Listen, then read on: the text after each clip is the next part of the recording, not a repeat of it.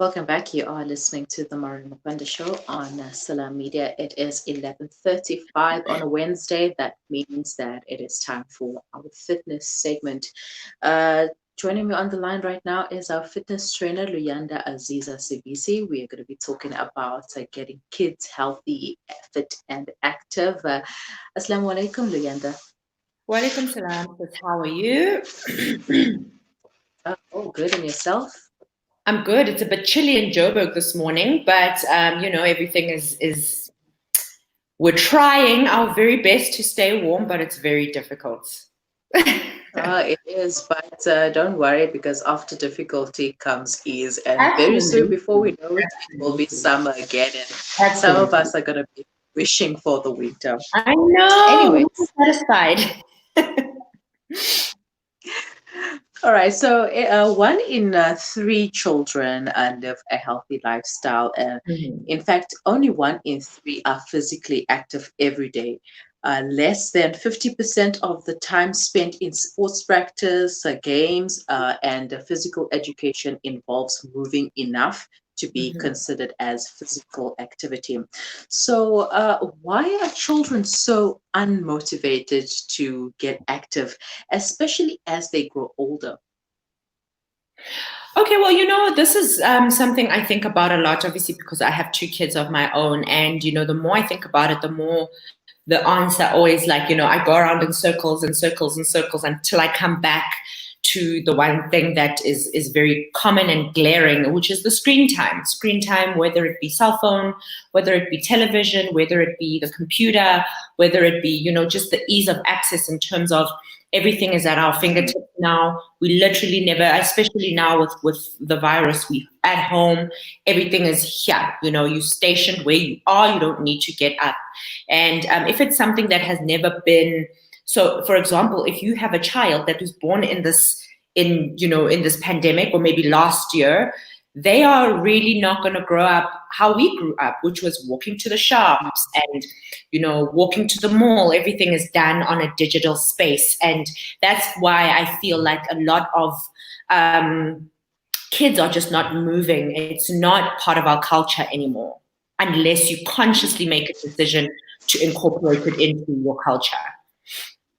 Yes, no, that is so true because when we look back at our times, and we always say, no, but when we were young, we didn't have screen time as much as we do now. We didn't have all this technology and cell phones. We would play a lot. That's what we did Yeah. most of the times.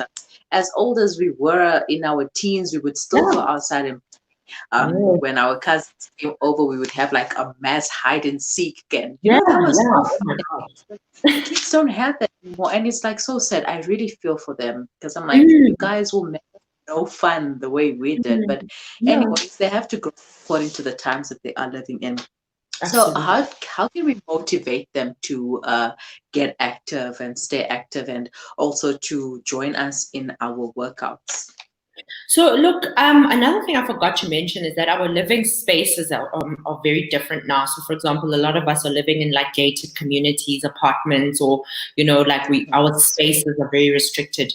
If you think about your grandmother's house, there was so much space you could go into the backyard, or even at home. Like nowadays, it's like having to really play an active role in the decision making as far as how you immerse your kids into an environment where they feel they can move around a lot. So if you can be the one that is the custodian of that active lifestyle, like be the one that says, okay, today we're walking to the shop, or be the one that sets rules, like my kids know that their screen time is limited only after 3 p.m. And then, even after that, they still have to stick to certain rules, because otherwise, like my son can literally sit on his phone from 8 till 8. Literally, I'm not even kidding. Like he can. So I have to be the one that says, okay, phones down, we're going for a walk, or, trying to really make them aware of what it does to its education. So as much as you're teaching them that 1+1=2, you're teaching them the same thing, that being active not only makes you feel great body wise, but it also like changes the vibrational energy in your mind. So it's a whole different level of education that needs to come from parents. So it's not even up to them to know that they need to move their bodies in order to grow the way they should be. So it's all on us, actually, to be quite honest.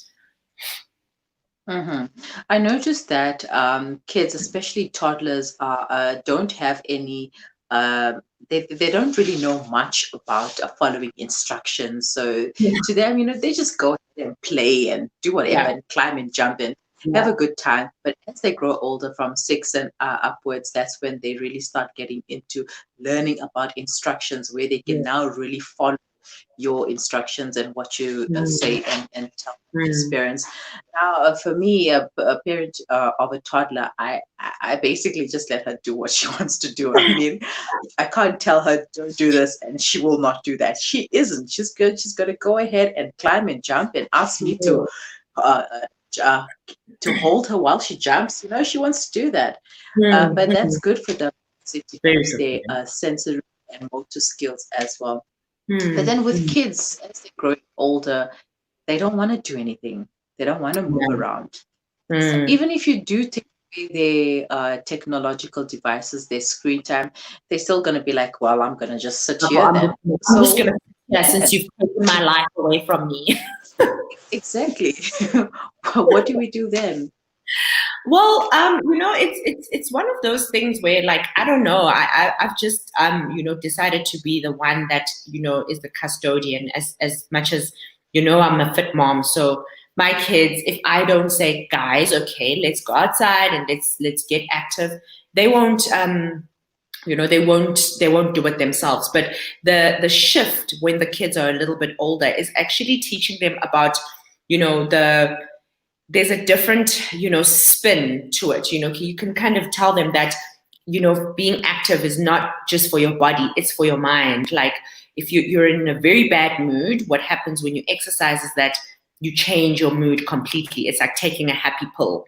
It's like seeing your friends. Like, that's how you'll feel after exercising. You'll feel like you've just gone to the movies with your friends. And it's teaching them about self-love and self-reliance, that they need to rely on themselves to make themselves feel good.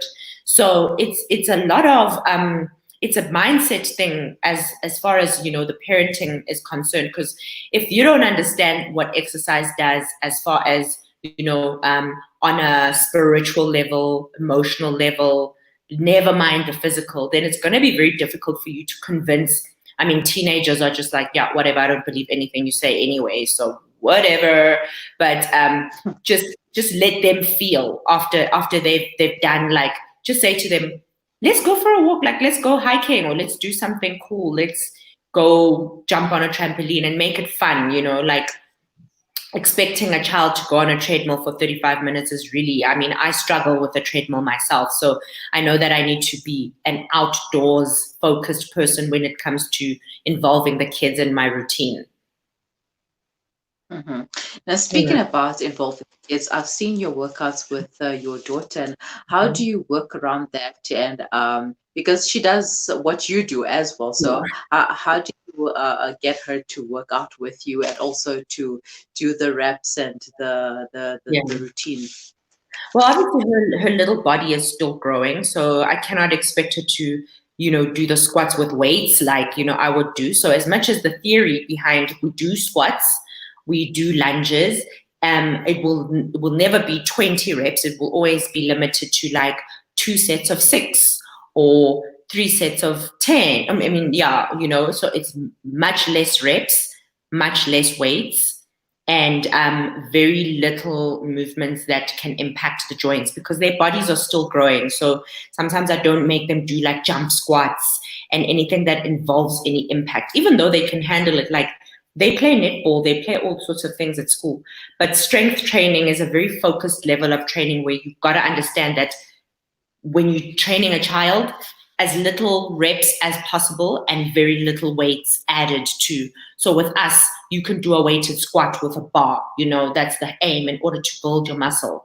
But for them, their bodies are growing. So you don't want to interfere with the growth of their body by now introducing, a different level of hormones that will come through muscle building. So you keep it as less reps as possible, lightweight. If you are going to be using dumbbells, it can literally even be 0.5s, like those baby dumbbells, not like now 6 kilograms and expecting a kid to do like a snatch or a press, anything like that. So it's about less is more, really less is more, and very little equipment, like none of those bands, the resistance bands. Their bodies are very capable of moving on their own right now. So a lot of things that involve their own body weight, cartwheels, handstands, squats, lunges, sit-ups, planking, all of those things are just body resistance focused training. That's very safe. Mm-hmm. And how can we make it fun for them? Well, make it obviously games. My son is a big hide and seek fan. When we say, okay, we playing touches or we playing dodgeball, he's very good at dodgeball. And, being able to, I know it's a bit expensive, but places like Bounce, the instructors there are amazing. They understand, the safety element, obviously, of just the trampoline jumping space, but they do fun games there as well. They do like dodgeball, they do freeze or like whatever they call it, musical chairs. There's so many games, hopscotch, skipping. My kids are big fans of the skipping rope now because obviously I do it a lot too, but we try not to do too much. But it's fun. Fitness is fun. It's only boring if your mind thinks it's boring. So anything can be made fun when it comes to fitness. And also jungle gyms. We have a jungle gym out here, and I was watching him the other day doing pull-ups, and I can't even do a pull-up, So it's one of those things that it's like jungle gyms are very great. If you can invest in a jungle gym, then that would be great. Mm-hmm. The only sad part is that we are still in lockdown and with the pandemic and stuff. And also another big issue is the safety element, with the gender-based violence, etc. We have to worry about our kids and are they going to be safe out there when you can't do things indoors. But we try our level best to get them moving as much as we can. Now, when it comes to living a healthy, active lifestyle, it's not just about getting physical and active out there, but it also comes down to nutrition. So just to tell us a little bit about nutrition, what to eat, and give us some tips on what we can do to pack kids' lunches and snacks. Well, you know how I feel like it's like a broken record at this point. Fresh fruit, whole grains, whole foods, very, very, very, very few processed sugars, very few refined carbs, very few saturated fats. So what do I mean by that? No KFC, no fried chicken, none of the things that need deep frying, fried chips. Those are saturated fats, which are the bad fats, and those, are a problem, okay? So whole foods, I mean foods that are whole in its whole entirety. So a grape, a banana, cabbage, spinach, kale, that's a whole food. That's considered whole because it comes in its raw form. It is what it is. It didn't need to go through any processing to be what it is. And whole grains. So what do I mean by whole grains? I mean like brown rice, I mean oats, I mean whole wheat pasta, things that are not too expensive. Brown rice, I know, is not as expensive as people think. And whole wheat pasta, normal pasta is also okay for growing kids as well. And if you're on a non-vegetarian diet, obviously lean meats, no fatty meats, so nothing high in fat like lamb, red meat, all of that stuff. So lean beef, chicken, fish for kids. And then obviously if you're on a vegetarian diet, making sure that your kids are getting a lot of beans, legumes, and just making sure that as much as I sometimes forget that on a vegetarian diet, you need to really focus more on finding plant-based proteins. So that will obviously come from your split peas, beans, lentils, chickpeas. You can make amazing, bread spreads with chickpeas. You can make hummus. You can make pesto. You can make all sorts of nice, fun, things. And obviously, if you're not doing dairy, then things like cheese and stuff will be out of bounds. But if you are doing dairy, then a couple of blocks of cheese in their lunch boxes would be great, with some tomato slices just for some sugar, and some sweet carrots or sweet corn. There's so much. And I think kids are so, kids eat whatever, really. Like, my kids made a very smooth transition into eating a plant-based diet. And even today, like, if we're having pizza, for example, we still do have pizza. They'll be like, yeah, we want the vegetarian pizza because it's just so good. And the meat is just not, they get stomach cramps.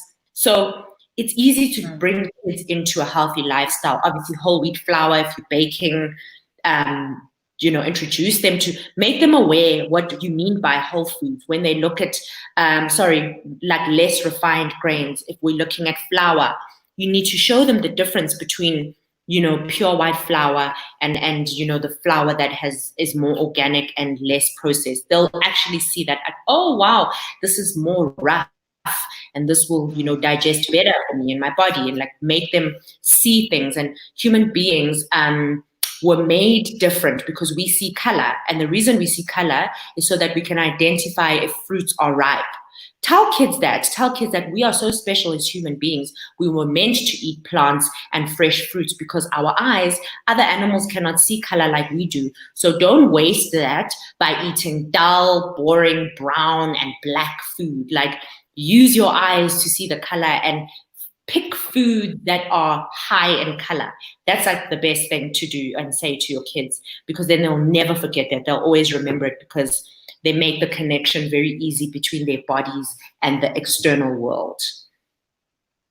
And obviously, the kids love color as well. When you talk about rainbows, then they love the blues and the yellow, the greens, the reds, and that's what's good to encourage them as well. Now, does a child's fitness personality determine how active they should be? I mean, we have different fitness personalities, like a non-athlete, a canceled athlete, and an athlete. Yes, definitely. When I look at my kids are very competitive. So I know that competitive sports is good for them. So things like soccer, netball, tennis, is really good for them. But if your children are more like sensory people, and they see and they feel, then obviously things like hiking, where they can go outside and look and be more in touch with nature. And then you've got kids who, really would rather, just are more active, like in terms of or more hyperactive. I don't like that word hyperactive. There's no such thing, but they are just more inclined to burn energy. So things like, obviously skipping and hopscotch and cardio and things that, require them to have fun. Then you have kids that are more musically inclined. So things like dancing, things like that. So there's definitely a link. So I know with my kids, anything that is competitive, great. They will do it, and they will not stop until they are the winner, which is quite hectic. And it's healthy competition, because I realized that, like, I'm also very competitive, and it was very suppressed when I was growing up. I was told being competitive is very bad, and I had to come into it as an adult. And I've owned that about me now. That's why I'm able to be great at a lot of things. And you've got to affirm your child's personality. And there's no such thing as a lazy child. A lazy child does not exist. It's just that you need to really get to understand them a little bit more and what they like. So things like swimming, if they really enjoy nature, they can immerse themselves into water. So you've got to know your child, first things first. I can't say to a child that not competitive to play netball. That is just going to like send them into a very, very bad space. But if you send a child into hiking or outdoor sports like running, then they will really thrive, Yeah, and I think one mistake that we make as parents is we don't give them the chance. First of all, we just think that we know what's good for them. Like, okay, like you said, you can't play netball or you can't play soccer, but just give them the chance. Let them know or find out for themselves whether they can or cannot play a certain game or sport, instead of you jumping down their throat and saying, no, you can't do this because you're not that type of person. You never know. Your child might just be an athlete, even if you are not an athlete and a competitive person. Absolutely. Yeah. Just give them the opportunity to do it for themselves, by themselves. And if Yeah. they come out, if they succeed, then kudos to them, and nurture their need for wanting to do something, wanting to do something active, try Mm, a new mm, sports or whatever. mm. Any last words? Well, you know, I think also there's a lot of there's a lot of changes, but people should not feel afraid. You know, one thing that will always be there even during COVID-19 is fitness and health. Like that gives me so much comfort to know that that cannot be taken away from us. If you're still healthy, if you're still able to, you know, if you don't have the virus or you don't have any other underlying obviously issues that prevent you from exercising, take that and own it. That's the one thing that no one can take away from us. Even the virus cannot take away fitness and health. So teaching our kids that. And I think the most important thing to remember is that the kids are not going to know, you know, they're not going to know that like you used to walk everywhere. Like they don't even care. Like, okay, great. So, you know, create a reality for them that they can be proud of, you know, that even in a world where there were so many restrictions, they could still be the best that they could be. So yeah, that's all I think. I'm very passionate about, like, you know, just the kids aspect of it, because we forget about them, you know, and don't just throw your kid in a gym, because a gym is a whole nother thing. You know, even adults, we struggle with gym. There's so many other Exactly. alternatives to health and fitness that, you know, are not even considered health and fitness to normal people. But, you know, actually when you come down to it, they're burning calories, they're getting active, they're moving their bodies. That is enough. Mhm. And for those who do have yard space, create an obstacle course for them. And then if you have like two or more kids, or you can even get the neighbors' kids to come and join, and then Yeah. you can have an Oh, obstacle you course have there, to. and then I'm a keen. fun. Mhm.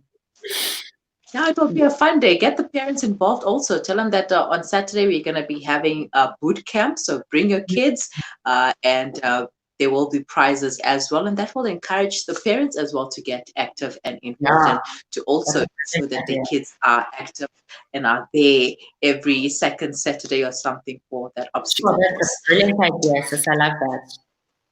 All right, take it up. Tell me if it works. And then, yeah, I just might have to patent it or copyright it. I know, you have All to. right. That's such a great idea. All right. So thank you so much for joining me once again, and Thank for the you. advice. Thank you, sis. Okay. Assalamu alaikum. Salam. I was a fitness trainer, Luyanda Aziza CPC, taking us through how to get our kids living a healthy and active lifestyle. Just go out there, go out and not just smell the roses, but do something fun. Take a walk to the shop if your shop or the store is not very far from you. Like for me, it's not very far, so I can literally just walk up the road and walk back. And I often do that with my baby, my bundle of joy. We take a walk up the road and we come back, and obviously I have to buy her something because it's going to be a war if I don't. But anyways, that's the advice. So you can start off by doing something as little as walking a day.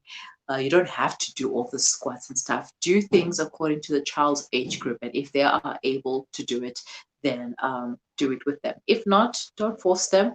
You do you, and let them do them. Put on a song and dance to it if you are a dancer. If your child is a dancer, if not, do something with them that they are able and capable of doing. So if you have any comments, questions, queries, or suggestions, once again, you can leave them in the comment section, or you can send them to us on WhatsApp. The number is 0617660355. Do stay with us. We will be right back.